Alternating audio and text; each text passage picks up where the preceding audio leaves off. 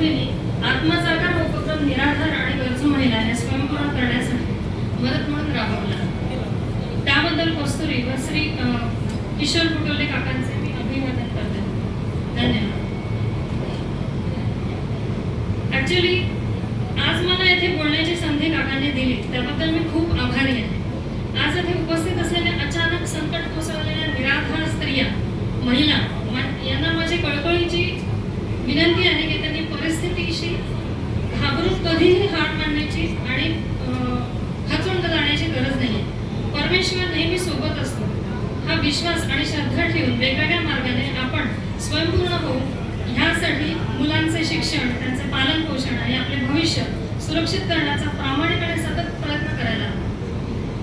खरं तर मला खात्री आहे की कस्तुरी सारखी चॅरिटेबल संस्था जी सदैव तुमच्या पाठीशी असणार तिचा जो विश्वास आहे तर तुम्ही यशस्वी झाल्याशिवाय राहणार नाही याची मला खात्री आहे. आज माझ्या या दिवशी मला थोडंसं आईविषयी माझ्या बोलायचं आहे. आईचं उदाहरण देऊन कदाचित आत्मजागांमधून स्त्रियांना काही शिकण्यासारखं किंवा काही अनुमोदन मिळू शकेल म्हणून मला थोडंसं आईविषयी बोलायचं आहे. साधारण 1994ला साधारण 32 वर्षापूर्वी माझ्या आईचा ऍक्सिडेंट झाला आणि ती 28व्या वर्षी वयाच्या 28व्या वर्षी अपंग झाले. तिचा स्पायनल फ्रॅक्चर होऊन गेला.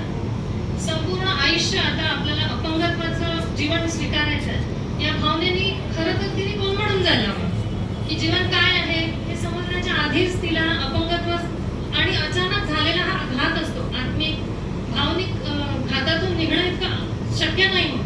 पण त्यानंतर तिने 32 वर्ष जो संघर्ष केला जीवनाचा, सगळ्या गोष्टी तिच्या बेडवर असायच्या. कंबरच्या खाली तिला कधी म्हणजे सेन्सेशन नव्हतं. शारीरिक दुःख होते, प्रचंड वेदना होत्या. त्यावेळेला आम्ही तिन्ही भावंड अतिशय लहान होतो. तेव्हा साधारण 8 ते 10 वेळा म्हणजे मागच्या गेल्या 32 वर्षांपासून तिने 8 ते 10 वेळा वेगवेगळ्या सर्जरीजला फेस केलं.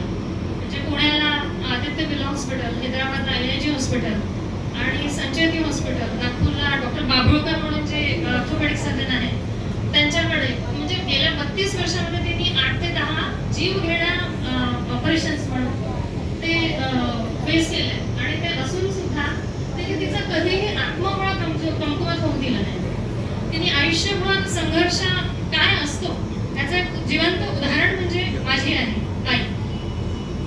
आम्ही तिन्ही भावंड लहान, बाबांचा व्यवसाय. अशा परिस्थितीत ती मानसिक कोलमडली नाही. उलट तिने संपूर्ण स्त्री शक्तीसाठी एक उदाहरण बनले. एक आदर्श आई, एक उद्योजिका, यशस्वी म्हणू शकतो पण फार कमी वेळ तिने उद्योगाला दिला. तिचा साधारण कपड्यांचा शॉप होता ज्याच्यामध्ये आसामपासनं, गुजरातपासनं, राजस्थानपासनं तुम्हाला ज्या गोष्टी जे कपडे जे व्हेरायटी अकोल्यात तुम्हाला मिळणार सुद्धा नाही ते प्रत्येक गोष्ट तिच्या बुटीकमध्ये असायचं. आणि हे सगळे तिने ती व्हीलचेअरवर बसून ऑनलाईन बिझनेस स्ट्रॅटेजी शिकून हे स्वतः घरी केलंय बिझनेस. तर त्यामुळे माझ्या दृष्टीने ती यशस्वी उद्योजिका होती. शिवाय एक आदर्श आई आणि एक आदर्श स्त्री म्हणून तिने समाजामध्ये एक उदाहरण प्रस्तुत केलं. आज 32 वर्षानंतर 21 मार्च 2026ला तिने इहलोक सोडलं. आता ती असं म्हणू शकतो की चांगले लोक कमी वयामध्ये ईश्वराला प्रिय असतात म्हणून निघून जातात आपल्याला. पण तिने समाजासाठी एक उदाहरण प्रस्तुत केलंय. आणि आत्मजागांच्या काकांनी ज्या निमित्ताने आम्हाला पण बोलावलं पण आज व्यासपीठावरती एकत्र आलं. आत्मजागर म्हणजे ज्या 20 स्त्रिया आहेत ज्यांना आपण फुल नाही फुलाची पाकळी एक थोडीशी आपण त्यांना मदत केली, त्यांच्या जीवनासाठी एक सुरुवात, एक आशेचा किरण म्हणून आपण एक सपोर्ट केला त्यांना.